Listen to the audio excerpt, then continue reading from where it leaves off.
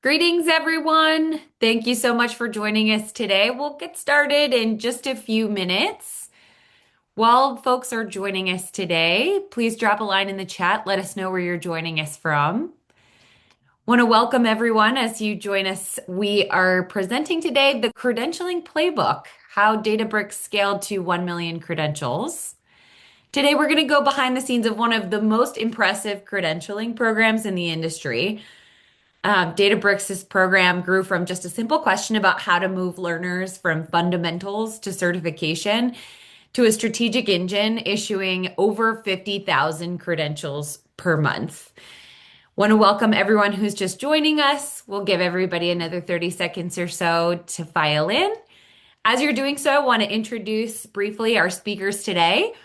One is Rachel Canetta. She's the Senior Manager of Certification at Databricks, who built the program from the ground up. And our friend Mark Fiola, who's an account manager here at Accredible, and he'll be moderating today's conversation.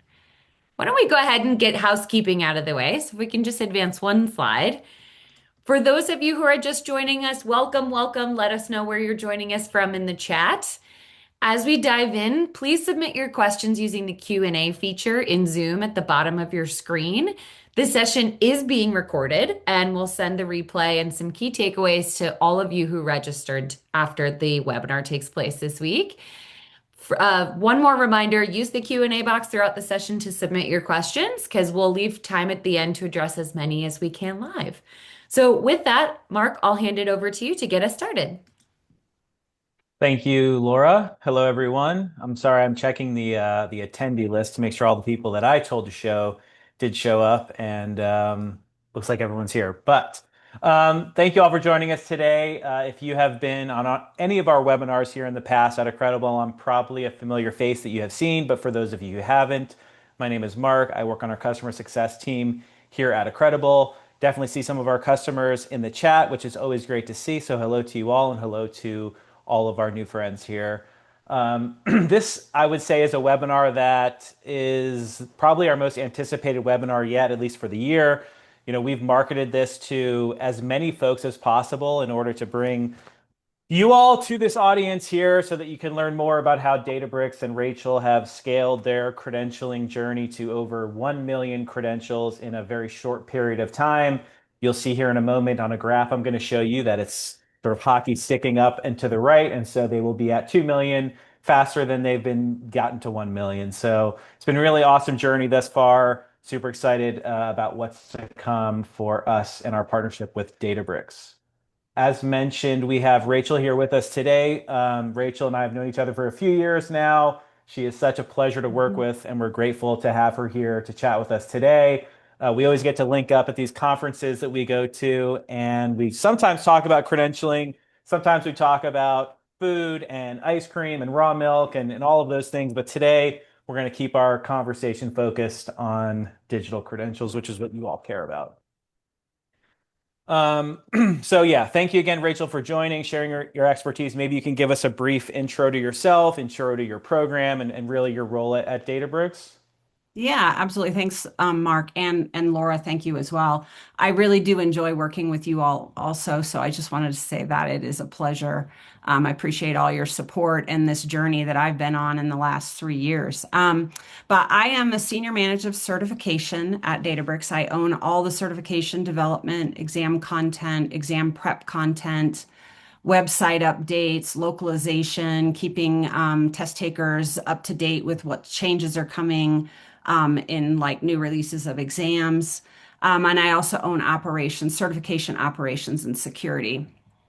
I inherited the badge program responsibility primarily because most of our badges at the time when I was onboarded were for certification. Nice. It sounds like you have a ton of roles and responsibilities based on all of those items you had just mentioned. Um, I'm going to go ahead and walk through this slide here in terms of a graph and then talk through some of the metrics that we've seen here through Databricks. So as mentioned, we see a hockey stick forming here in the graph on the right-hand side of this page. At least doubling every single year on year growth. 21 to 22 was over a 3x. You can see in 2026, we're only halfway through the year and we're approaching 400,000 credentials issued, which is more than we saw in 2025 in total. We are projecting in a very conservative number. If anyone can do math here, if we're halfway through the year, we're at 400,000, should get to 800. We want to be conservative. So we're saying, hey, they're going to get to at least 600,000, but let's be real here. They're very likely going to get closer to 800,000 credentials issued in 2026. We're going to dive into some of the metrics. Some of this stuff Rachel and her team have gathered through their own surveying, but we want to make sure that we highlight this here. 81% credential LinkedIn share rate, 89% of certified professionals report growth in their current role, 73% have received a promotion in some way. If you all have a certification program out there that you are looking to grow and you're looking to get people to come in and get involved with your programs, having this type of data to talk about, okay, if you come and do this, if you come and get Databricks certified or whatever your organization's name may be, you are going to see a ton of interest because this is going to lead to real outcomes, right? 73% of people have received a promotion. If that's not going to get people to get excited about the program, then I don't know what will. We also have a Spotlight directory. So almost 20,000 profiles in the Databricks certified directory. We're hoping to grow that here in 2026. We're going to walk through their directory here in a moment as well. And then finally, Rachel and her team was recognized as a top credential issuer on our credential issuers list for 2025. I am not a betting man, but if I was, I would assume they will be part of our top issuer list in 2026, just based on the graph that we're seeing here as well. So let's take a look at sort of how this all started. You know, Rachel, when you came on board, you inherited a program that was already growing, but there really wasn't much structure behind it. So could you walk us through sort of what you found and how that shaped the framework that you built? And maybe this slide will help you with that. Yeah, absolutely. When I arrived at Databricks, we had basically the fundamentals badge that you see here, which is a 1 star. And then we went directly to the certified associate and the certified professional. And so it was 1 star and then 2 starred for the associate certification and 3 stars for the professional certification. And we were using the fundamentals somewhat strategically because it was sort of a marketing driven piece, sort of top of funnel, but we were not doing anything strategically with anything else. And sort of what forced my hand to turn my attention, I spent most of my time up front working on certification and updating certification, really solidifying that as a program for the future. But what started to force my hand with, gee, we really should do something with our badging program other than just fundamentals and certification was I was getting badge requests on a regular cadence saying, we want badges for this, we want badges for that. And I'm thinking, well, how do I do that without just giving everybody the badges that they want and going out and flooding the market with badges that really didn't carry any weight, didn't have any meaning, were like a little bit all over the map, right? And so I didn't want to be flooding the market with credentials that weren't really relevant. So the core problem was that, with this 1, 2, 3 levels, that there wasn't much room for anything else. And so basically, what I realized that I needed to do was to expand that structure somehow. Because there's also, when you think about it, there's a lot of work that's done between a fundamentals level something and actually getting certified. So there's all this stuff in between that we could be badging, and that's what we turned our attention to. So the solution I put into place started with convening a multifunctional stakeholder group or sort of cross-functional stakeholder group to design a new badging structure that was more expansive. I focused on getting the people into this group who were people who were already asking for badges, and I could see they had need for badges, and they had no idea how to go about doing badges. So getting them into that group was really instructional for them. also helping me understand more what their needs were. And then I also got marketing involved in this, in this stakeholder group for developing this structure. So lots of discussion over weeks and weeks, and we finally came out with we wanted a 6 level structure, which we don't have, and it's funny, right now we don't have anything for this level 6, but I'll get that to that in a minute. But what we realized is that most of our offerings for Databricks Academy, it was training, like learning and skills, so lab-based activities.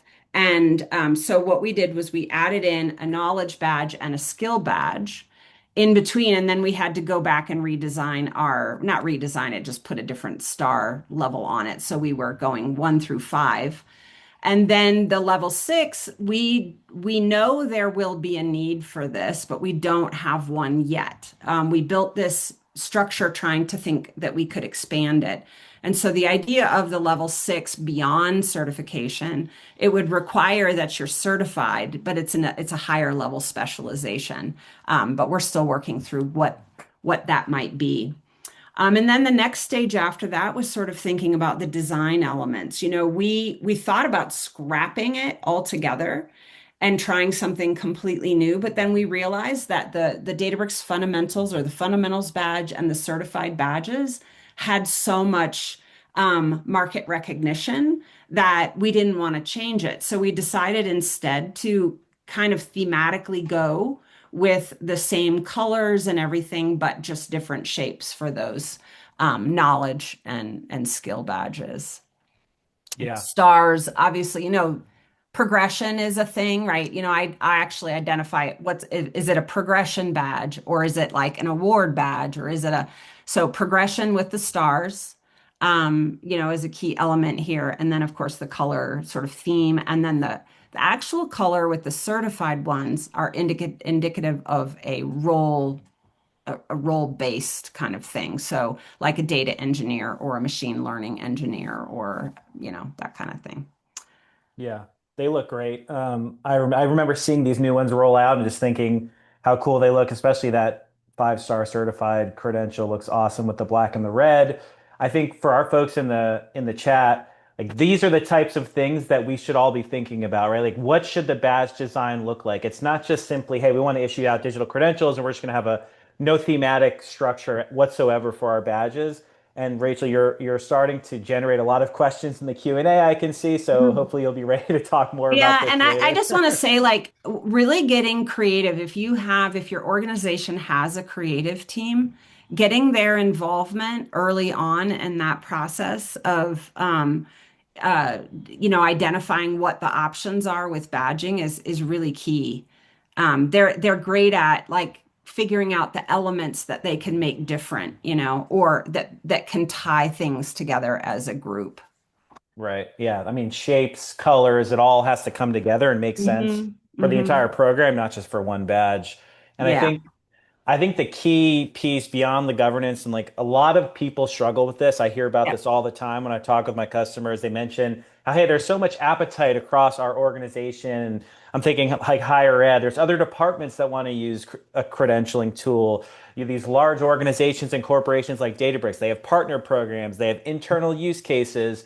I'm curious, and I know that you have that as well because I've Yep. brought on some additional use cases at Databricks, and I'm curious, how do you get everyone to fall in line and sort of protect this governance and framework? You don't want people Yep. coming in here and creating their own badges when you've done No, all this no. work. So, Yeah, I also, one of the things I lean on is, well, they try to create their own badge, and I go, you can't use that, right? It's not approved by branding. But no, so having started with this cross-functional, like, stakeholder group, they were all invested in wanting badges, and so they had input. Now, I'll point out, like the Databricks fundamentals is about 2 hours of training and 10 multiple choice questions. A knowledge badge jumps up to 4 with about 20. A skill badge is about 3 hours of doing of like maybe 2 hours of learning, but 2 hours of doing skills, right? So it ramps up and ramps up. And so they all agreed to that as a premise that like 1, 2, 3 stars has all this level of rigor and that they cannot use the 4 and the 5 stars because that's reserved for certification. So when I got that team together and we laid it all out, and we had all the parameters on it. I got it approved through my hierarchy, through my reporting chain. And then I went back to them and said, okay, this is your foundation. You're allowed to build off of this. And then I worked with them individually. So the partner team, I worked with them for a period of time, helping them map out their badging strategy. And then I've been working with field engineering enablement to do the same thing. And I've done the same thing with DevRel. So, but the other piece of that, the other answer to that question, Mark, is I drafted a badging policy with very clear descriptions about what is the purpose of badging or this kind of badging.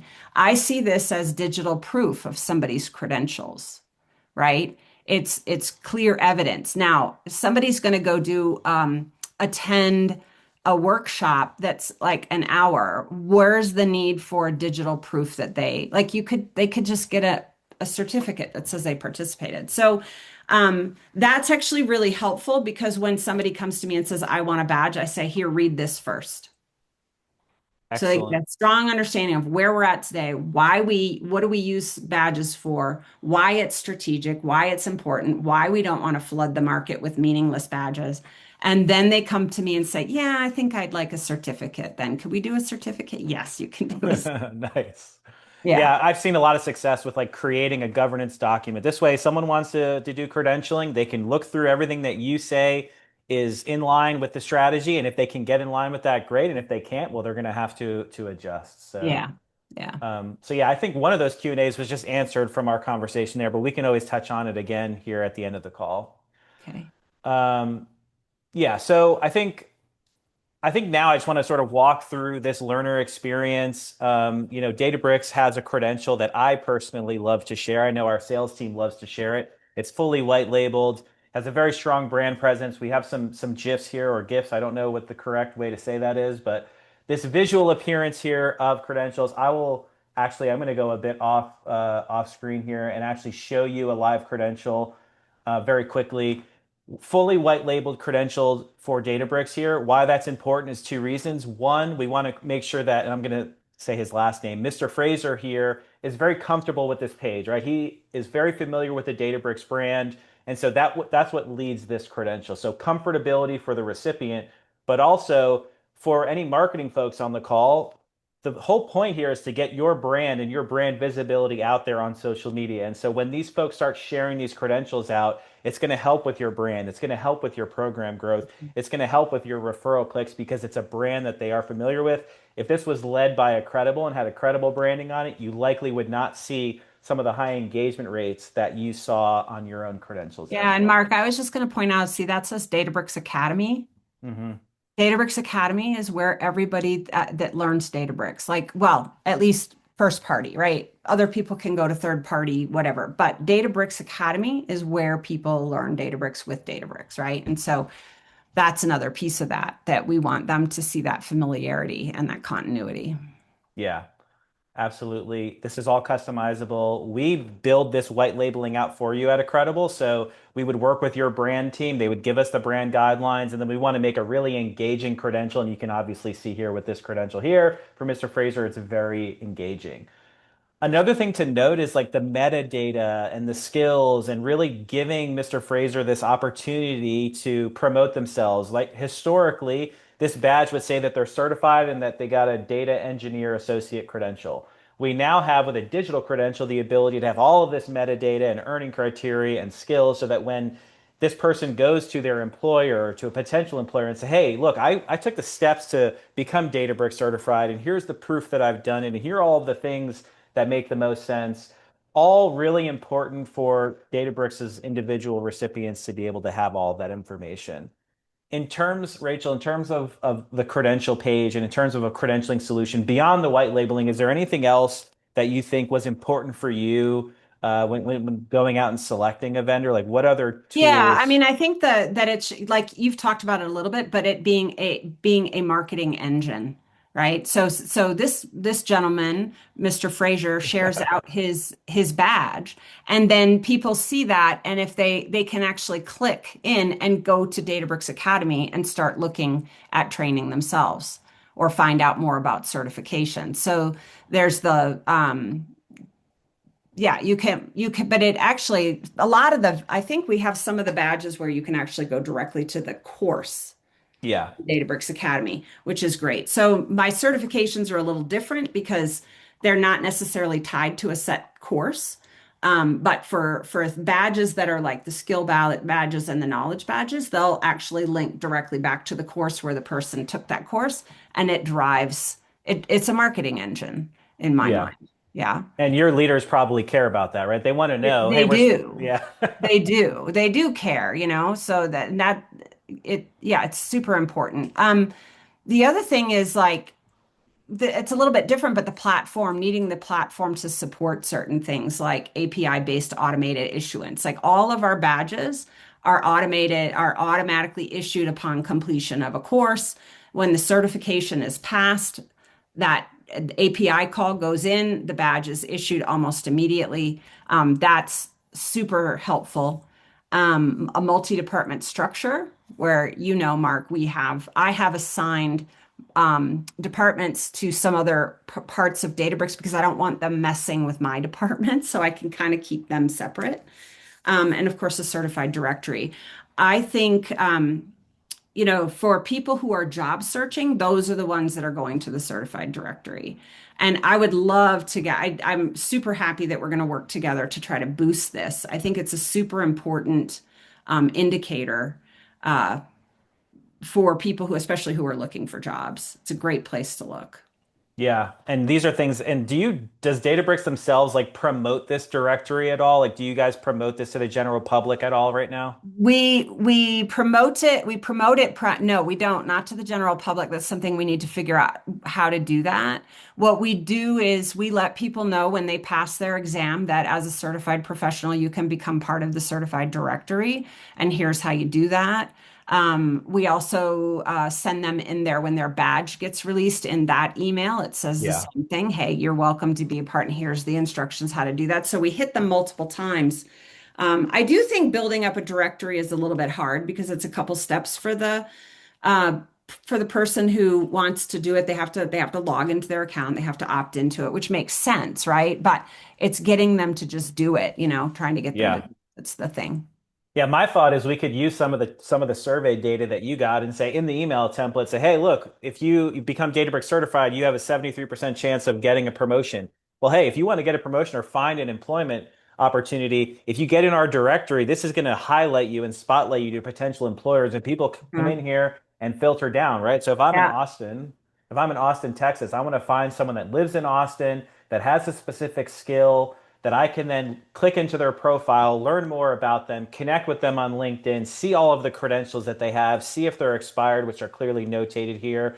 Yep. And it's a great opportunity to find talent. But another thing it's a great opportunity to do is to connect with fellow colleagues that have the same credentials as me. Maybe I want to connect with this person and say, hey, I noticed you had this machine learning credential. Would love to hear more about your experience. How did it impact you in your career? Ton of Yeah. opportunities to engage as well. But again, like you had mentioned, this is really meant to spotlight them for employment and hopefully help drive interest through that Yep. metric. Yep. Definitely. All right. Let's get back on track here. So yeah, I think one of the things that sort of sets Databricks apart is the recognition tool that they're directly tied to like your business outcomes. How would you say Databricks thinks about credentialing sort of at a strategic level? The our business, our core business logic is sort of the more people that know the platform, the more they consume it, the more that we're going to make, right? I mean, it's a money generation thing. So credentials move learners along that path from first awareness, fundamentals, to capability by learning things and practicing things, and then getting certified to consumption. So we talked about the fundamentals being a market-driven top of funnel sort of credential, but the purpose is to gain the interest enough to sort of move them along that path. It's free training, they get a badge, and it also becomes a marketing lead for us for future further training and certification. But Yeah. in within Databricks, at some point in time, and I actually think it was about a year ago, one of our executives saw badging sort of rising, and he was like, "Oh, this is great. Let's put an OKR for 1 million." And then of course, but they're talking about what they want to see is active fiscal badges. So you saw that one badge, which is a certification, was expired. They're not including certification in that anyway, but they're keeping that separate. But for fiscal badges or active fiscal badges is all of the fundamental skill badges and knowledge badges that are still not expired. So it makes it a little harder for me to get to that OKR for them, but it is a tracked OKR across the organization, not just with learning and development. Yeah. So I guess really the key point here is that when you report this data up to leadership, it's not just like how many credentials have we issued. You can actually point to measurable growth and actual Yeah. outcomes for the business, which is I actually report this metric in every monthly MBR. that's awesome. It's So in my standard MBR. It goes into MBR, which is tomorrow with my manager, and that filters all the way up the organization. So I know it's something that they're looking at, and I want them to see what we're doing, you know? yeah.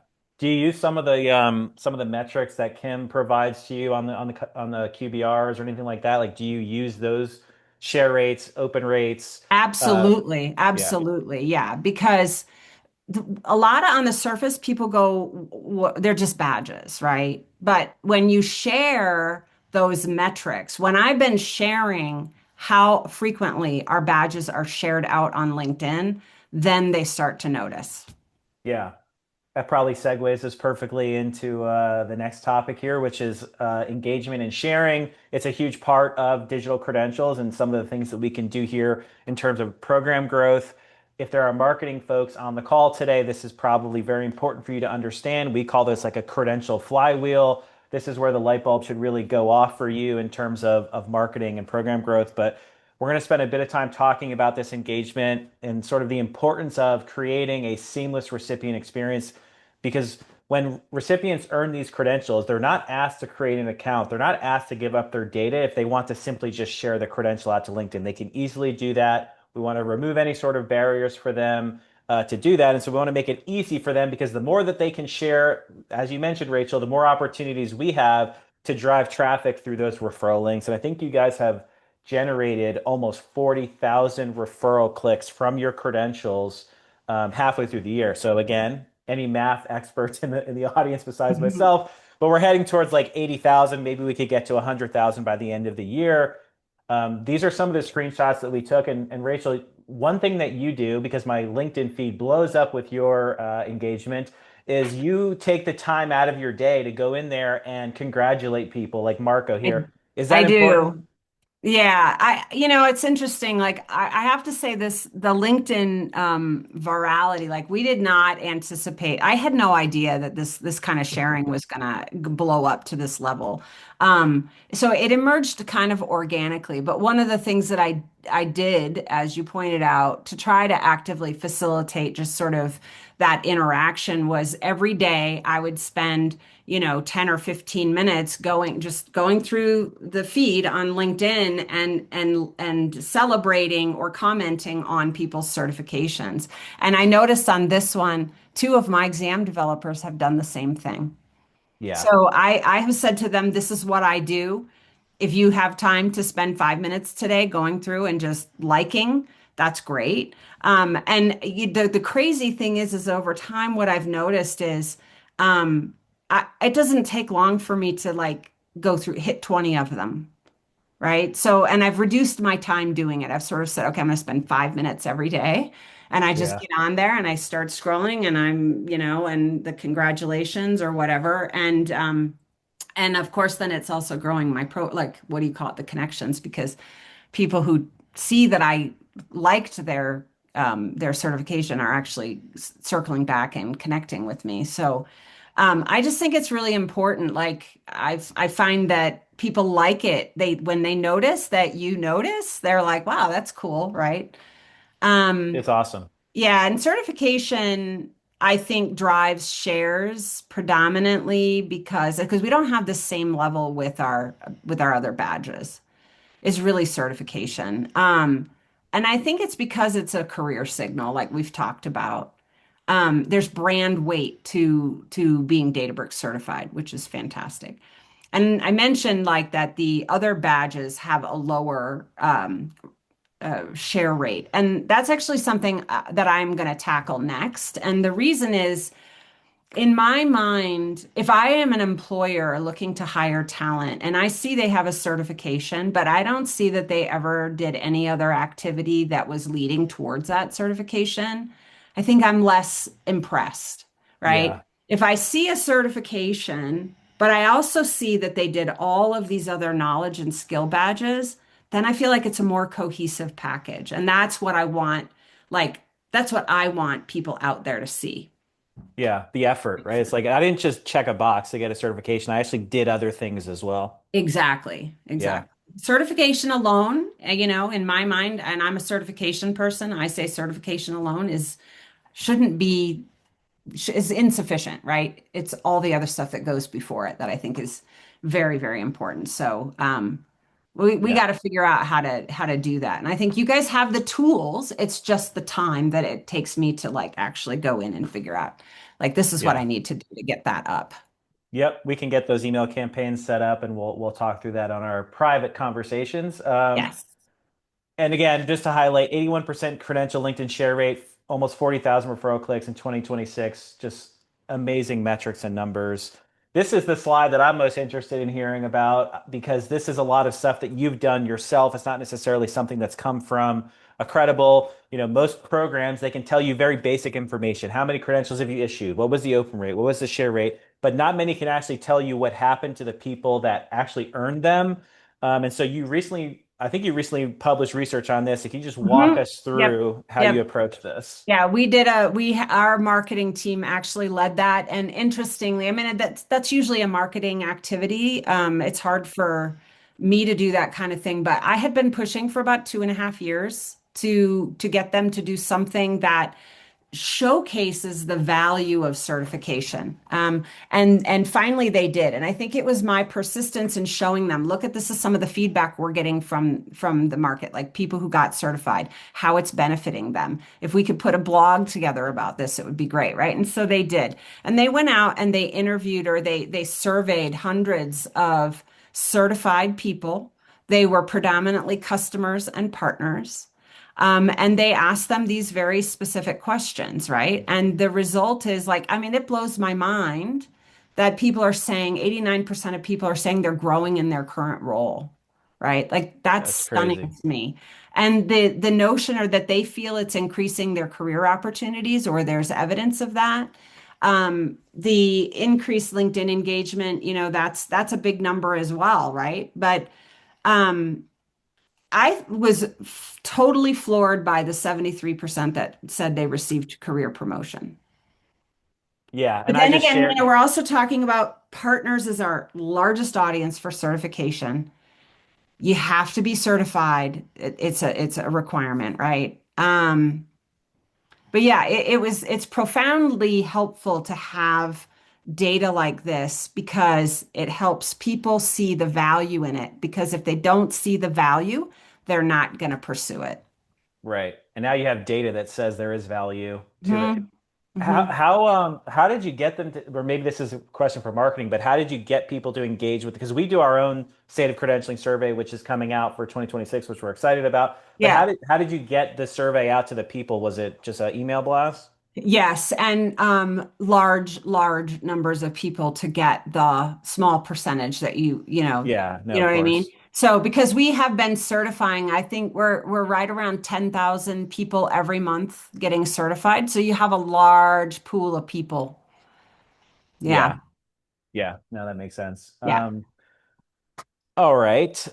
We are coming up to about 10 minutes left, so let's just get to the last question here, and then we can take some Q&A. But let's transport ourselves back to early 2020s or so, or whenever you came on board. I think it was a little bit after that.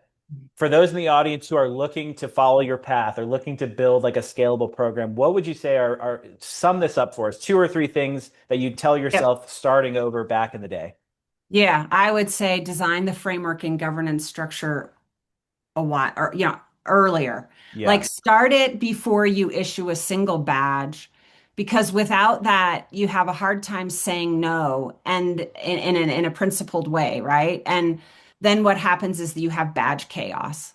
And there was a little bit of badge chaos because I hadn't gotten to it soon enough. I think I've sort of figured it all out, but I think just really building out that framework and think of it for the future, not just what we need now, but where are we going, and try to map it out from there. And then the other big thing I think is making it a strategic priority. Not just learning, but if credentialing is tied to the OKRs and business outcomes, it feeds the growth and demand for learning, right? It just keeps perpetuating. And so I think a lot of people, like I said, don't understand what they're just these badges, who cares? But they are actually not just badges, they are metrics. And we have one that's a metric that's are we counting them as a learner? And if they get a badge, they get counted as a learner for sure, right? So Yeah. I can say my badges or these badges get us learners, and that's another OKR that it applies to. So I would say, yeah, making it a strategic priority and incorporating it into your OKRs and your business outcomes. Yeah, because that makes it easier, like for your conversations with leadership when they talk about, okay, well, what type of impact do you have on the business this year? Well, now you have very specific information that you can point to. Hmm. So that's all good information. Hmm. Yeah. Um, Laura, do we have any questions? Yes, we do. Perfect timing. Rachel, a couple questions for you. We've touched on a little bit of aspects of these questions, but maybe we'll circle back towards some of the important points that we covered that were most interesting to our audience. Mackenzie has a question. What methods have you seen work for validating technical skills at scale without requiring a trainer to manually grade each learner? For example, can skills validation be automated through assessments, labs, simulations, or system data while still giving confidence that the learner can actually perform the skill? I think the last part is by still having confidence. I think actually you can do it in all of those ways. We're moving in a direction towards, like, I think certification is kind of, we do multiple choice certification exams. It's kind of limiting. We want to move in a direction of performance based, but labs is a great thing. And are we talking about specifically, I'm not sure about certification or skills in general. But I think there are a lot of ways to measure skills. I think the capstone is the one you have to be absolutely certain that you know that they have the skill that you're certifying them on. And there are lots of ways to do it. I don't know if you've seen some live credentials, which is something that Accredible is working on, which is amazing. Having a monitor on the work that you're doing it in a lab environment. I think the proctoring element or the security element is the piece that is the hardest part. And I am not an expert in that. I'm hoping to become one because that's kind of a direction we're going in as well. Absolutely. Really helpful detail. And are you planning on rolling out credentials for AI skills? And if so, where does that fit into your sixth level framework? Yeah, so we would start with, we do a lot of AI skill-based stuff.